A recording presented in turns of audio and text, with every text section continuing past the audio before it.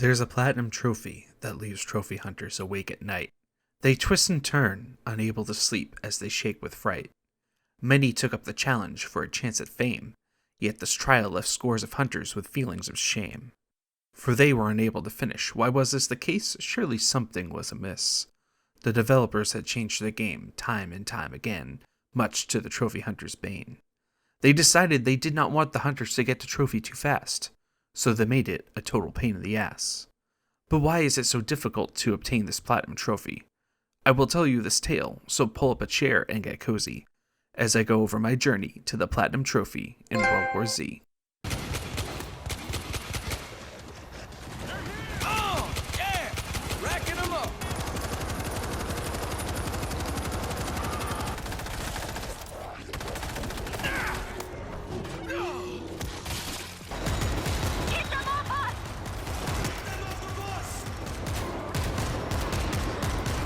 If you frequent trophy hunting forums, you probably already know this, but for those who don't, World War Z is infamous in the trophy hunting community.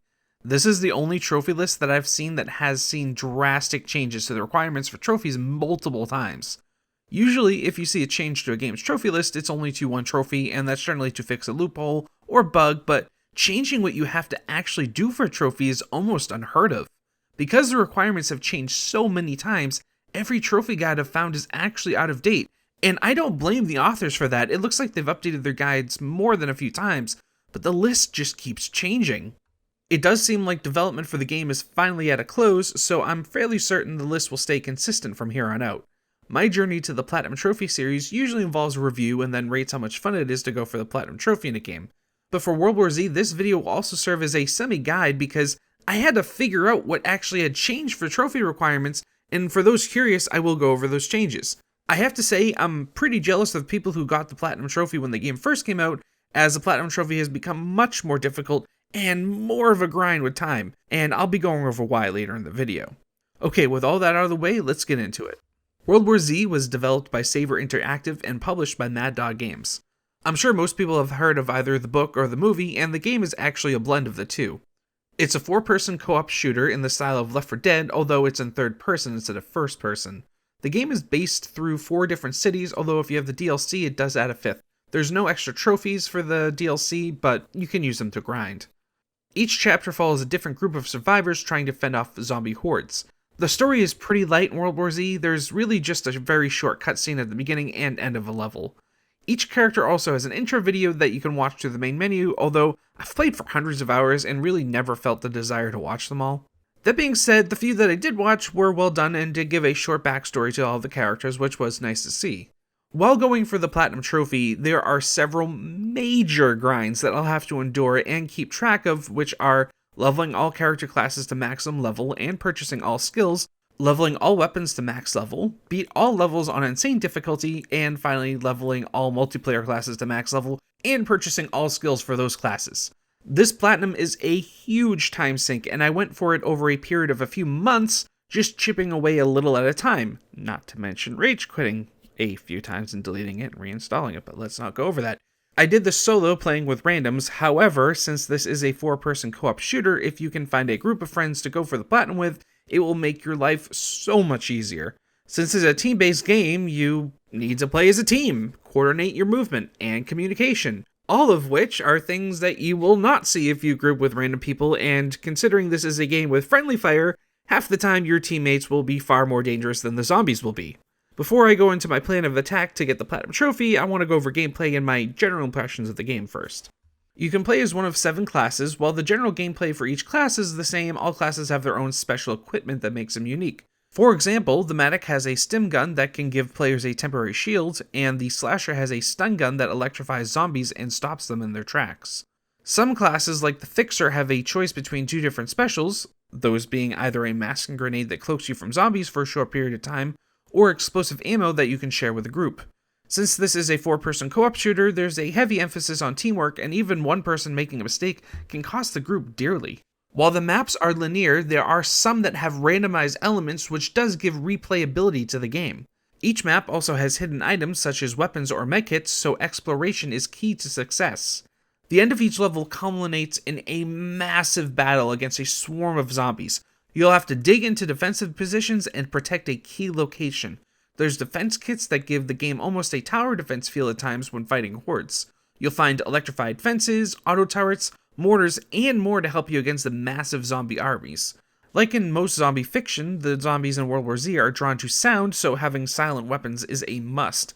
Unfortunately, the game has no tutorial and never really explains this, so if you play with random players, you'll probably run into issues with people not using silenced weapons. This will cause many zombie hordes to constantly spawn and make the levels extremely difficult, if not outright impossible to complete on harder difficulties. I have to say, one of the things I noticed immediately that was a pleasant surprise was the quality of the gunplay. Shooting zombies has never felt so good, and personally, I prefer the third-person perspective over first-person in this style of game. I also love how they design zombies to create noise when they approach you from behind, making sound a key element to the game design. Or at least when the game works properly anyways, as sometimes sounds will not play at all, and you'll be mauled from behind by a zombie with no warning whatsoever, but I'll be going over some of the game's issues later on. When facing hordes, they will stack up on top of each other to reach you, making nowhere safe, and nothing is more satisfying than shooting the base of a zombie pyramid and watching it crumble down, zombies toppling over each other, or even maybe shooting a rocket launcher at that pile and just watching it explode. Okay, so let's go over the plan of attack for this platinum. As I mentioned earlier, this game has a few significant grinds I'll need to keep track of, such as maxing out all classes in single and multiplayer, buying the final rank of each weapon, and beating all maps on insane difficulty. Personally, I prefer getting the worst trophies out of the way, so I decided to grind away at that multiplayer. Along with maxing out all 10 multiplayer classes, there are also a few other multiplayer specific trophies that can be somewhat difficult to obtain. Unfortunately, since World War Z is mostly a PvE game, the PvP feels very tacked on, and although it does have some good ideas, it ultimately suffers from some severe technical issues. You'll see the same game modes as in all other games like Team Deathmatch and Domination, but the spin here is that along with fighting against other players, you also have to deal with zombie hordes as well. Great idea, just poor execution, as the zombies end up being an afterthought most of the time, and generally are not used in an interesting way. There's also extreme lag issues to the point where you'll die instantly sometimes because of lag, or the other way around, you'll be shooting at someone and they won't even react because their game isn't being updated due to lag. This can lead to a pretty frustrating experience at times, and unfortunately, even if you have grinding partners, you're going to have to spend at least 10 to 15 hours grinding, if not longer, in the multiplayer. Now, outside of grinding, there's two trophies that you'll need to look out for, those being holding your starting point in domination mode to the end of the match, and gathering and holding 200 resources at the end of a scavenge raid mode. I actually got very lucky and was able to get both of these trophies very early on in my grind, which is good because the scavenge raid matches are a terrible way to grind levels, and I personally recommend just getting that one out of the way first. Team Deathmatch and Swarm Domination seem to be the best to grind on, and for some reason, for which I have no explanation, the developers decided to put experience caps in matches.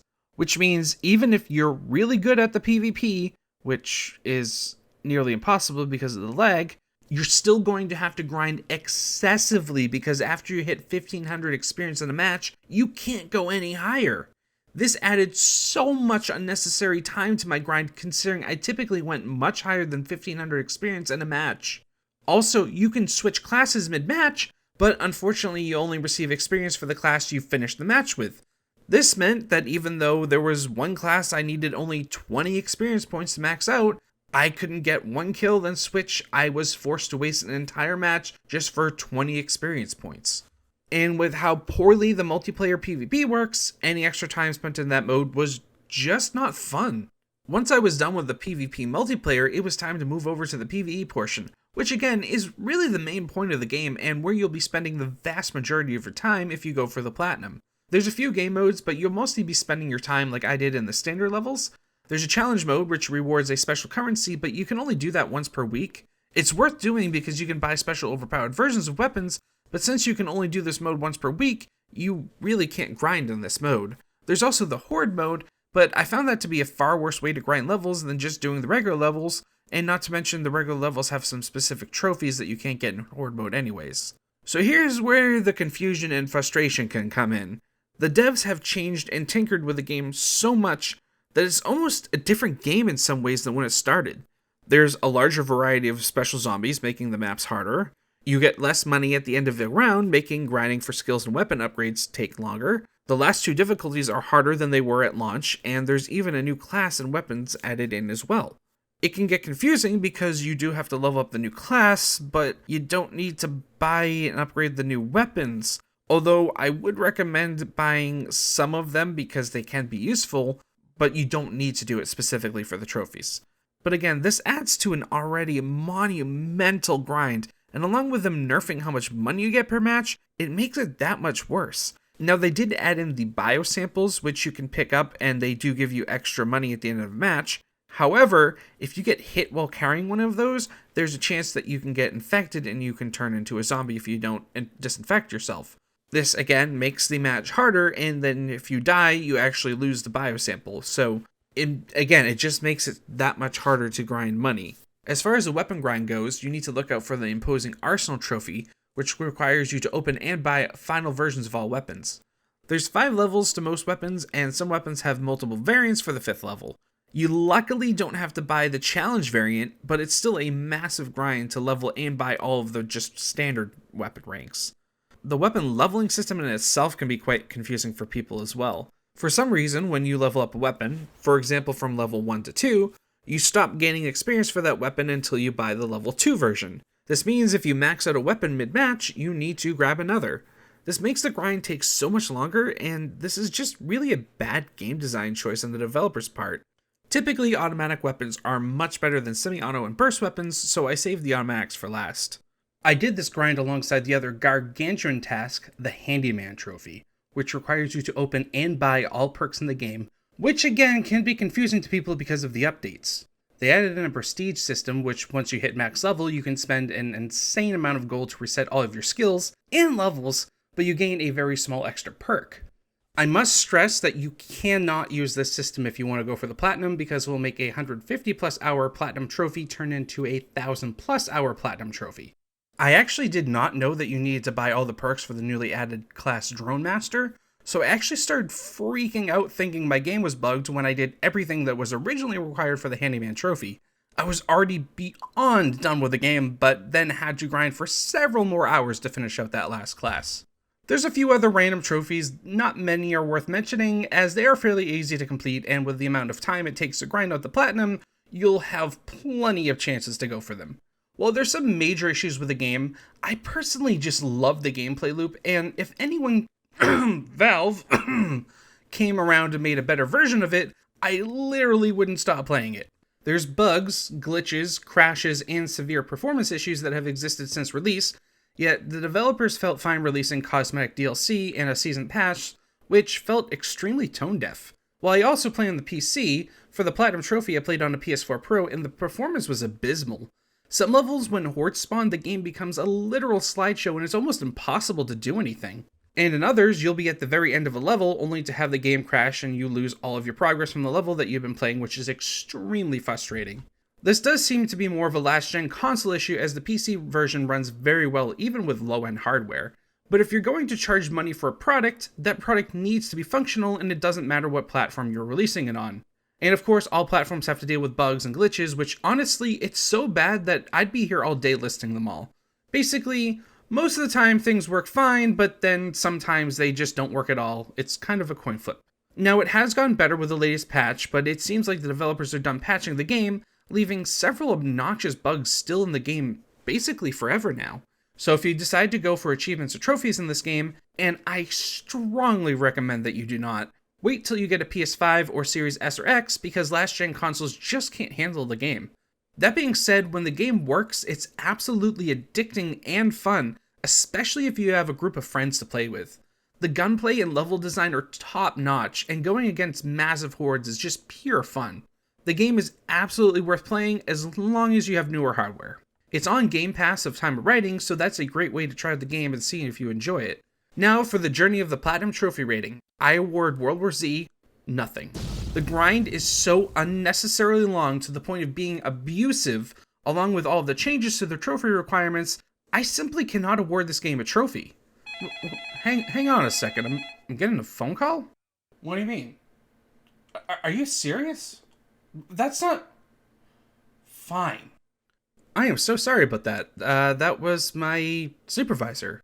Apparently, World War Z's zombie mom just called and complained to my supervisor, so now I'll be awarding World War Z a participation bronze trophy. Congratulations, you earned it, Saber Interactive. All jokes aside, play the game. It can be a blast. Just don't be crazy like me and go for the platinum trophy. It's just not worth your time.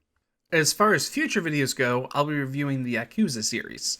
After playing Like a Dragon, I decided to go back and play Yakuza 0, and that review should be up sometime next week. As far as my next platinum trophy hunt goes, I'm looking into a few games, although I've heard Concrete Genie has a great list, so that probably will be my next journey to the platinum trophy video. And I also have a few surprise videos that I can't talk about yet that will be coming out next month, and I can't wait to share them. If you enjoyed this video, be sure to subscribe to my channel and hit the like button. Thanks so much for watching. I'll see you all in the next video.